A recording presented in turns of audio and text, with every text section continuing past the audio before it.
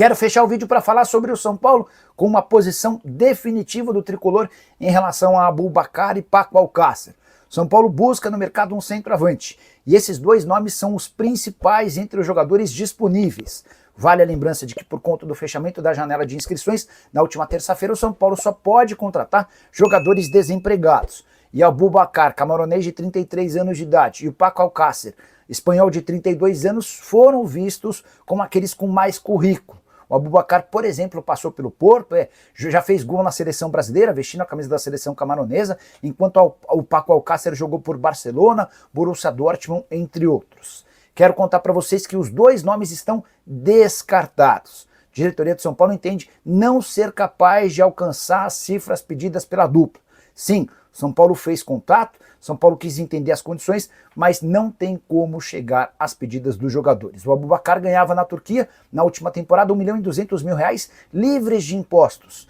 Isso custaria ao São Paulo quase R$2 milhões por mês. Já o Paco Alcácer, que não joga desde janeiro, que é R$1,5 milhão por mês. E um contrato de uma temporada. O São Paulo avalia que até esse cara entrar em forma, até por não estar jogando de forma habitual, haveria muito tempo e o negócio não valeria a pena, especialmente por conta da necessidade de ter alguém para jogar já nas partidas contra a LDU nas quartas de final da Libertadores da América.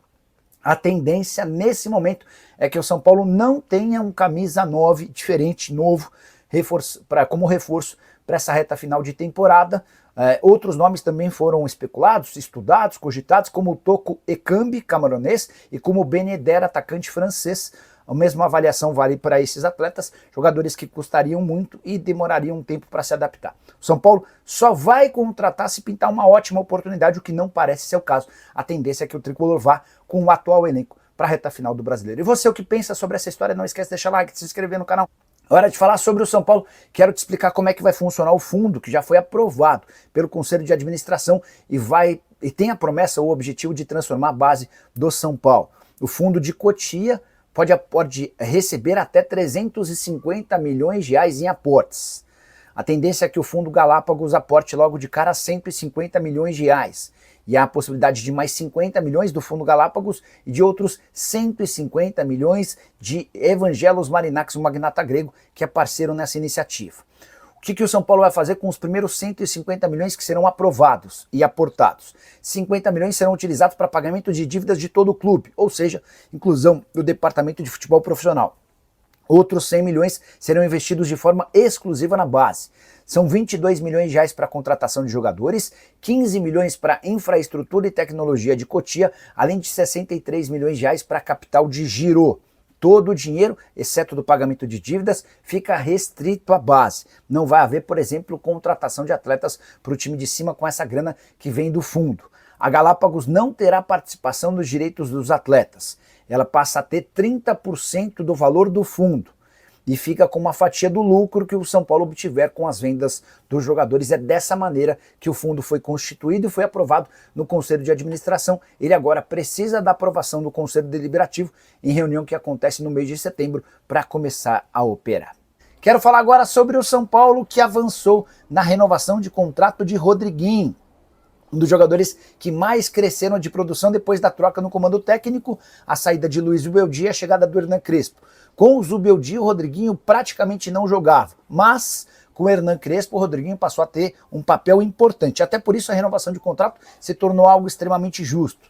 Seu vínculo se encerra em dezembro do ano que vem e o Rodriguinho ganha hoje R$45 mil, o que faz com que a multa rescisória dele no Brasil seja de R$90 milhões. O São Paulo vai prorrogar esse contrato pelo menos até 2028 com um belo reajuste salarial compatível a de um atleta que tem jogado com frequência. Só para lembrar que nas últimas 4 partidas ele chegou a ser titular em 3 delas, em duelos contra Cruzeiro, Atlético Nacional da Colômbia, jogo de Libertadores da América, e também contra o Sport. Queria deixar uma pergunta para você, torcedor são paulino. Rodriguinho tem que tamanho? Qual o potencial desse jogador? Você acredita que ele pode se tornar titular absoluto e peça importante do São Paulo? Acha que ele garantirá uma grande venda no futuro? Use o espaço para comentário e registra a sua opinião, beleza? Bora fechar o vídeo para falar sobre o São Paulo, para te ajudar a entender se de fato o tricolor projeta um prejuízo gigante para a temporada de 2025, com o risco de superar R$1 bilhão de dívida. O alerta foi feito por 5 membros do Conselho Deliberativo que criaram um relatório analisando as contas do tricolor. Importante dizer que esse relatório não foi confeccionado pelo São Paulo, e sim por 5 membros de oposição à diretoria. Segundo esse relatório, o aumento da dívida, já dá para cravar um aumento da dívida considerável, além de uma previsão de déficit na temporada de 2025. O São Paulo havia projetado um superávit de quase 45 milhões para 2025. Segundo os conselheiros, a previsão é de um prejuízo de 48 milhões de reais. Esse prejuízo só não será maior por conta de vendas de atletas. Se não, de acordo com os conselheiros, o prejuízo do São Paulino chegaria a 118 milhões de reais. A dívida, segundo eles, já está bem perto de 1 bilhão de reais. Ela era de 968 milhões de reais no fim da temporada passada. O motivo de todos esses índices ruins, crescimento das despesas em mais de 20% ao longo do primeiro semestre. O relatório aponta que o São Paulo gastou 54 milhões de reais a mais nos primeiros 6 meses do ano do que previa.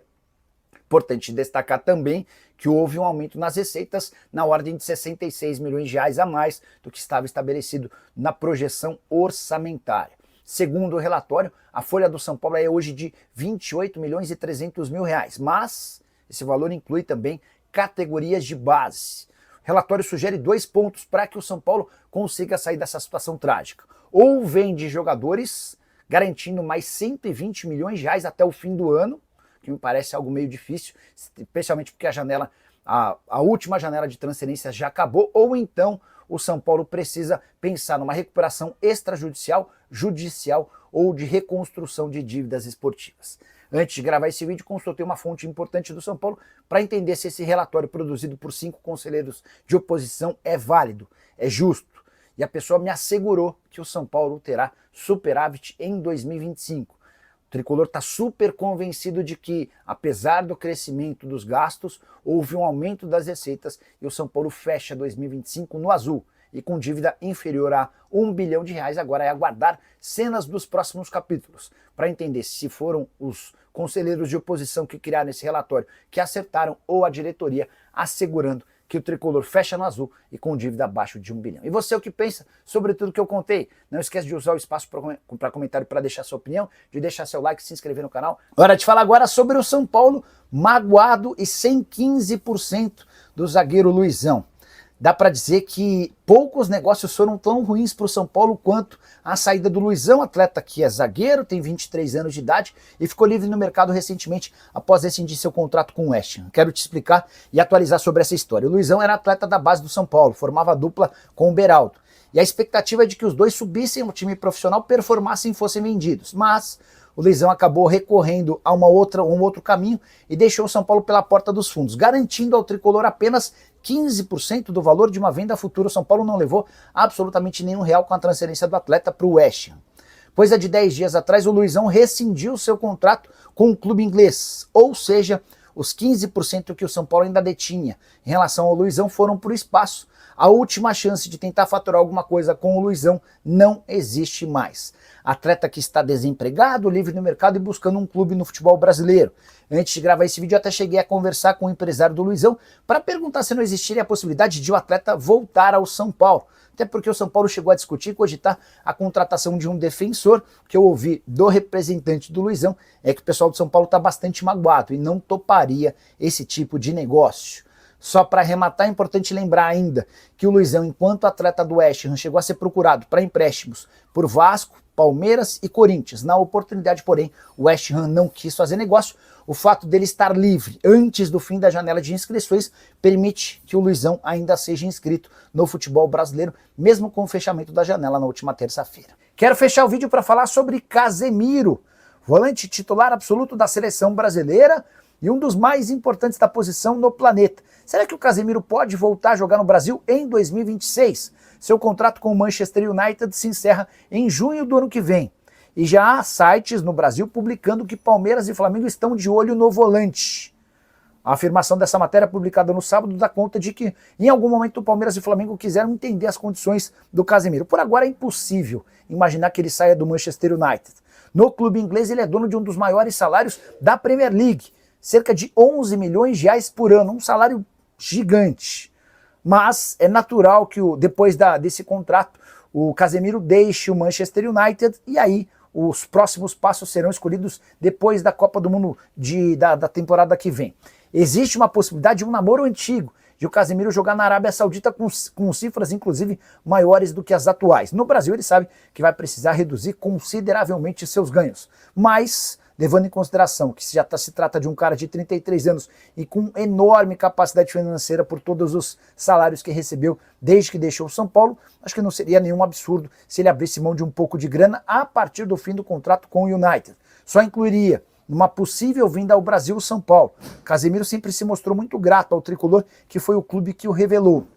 Então, além de Palmeiras e Flamengo, que já teriam sondado o atleta, acho que vale a pena colocar o São Paulo também como uma das alternativas se o Casemiro, no ano que vem, depois da Copa do Mundo, decidir vir atuar por aqui. E você, o que pensa sobre Casemiro? A minha opinião, por aqui no futebol brasileiro, ele sobraria. Seria certamente um dos melhores, se não o melhor jogador da posição.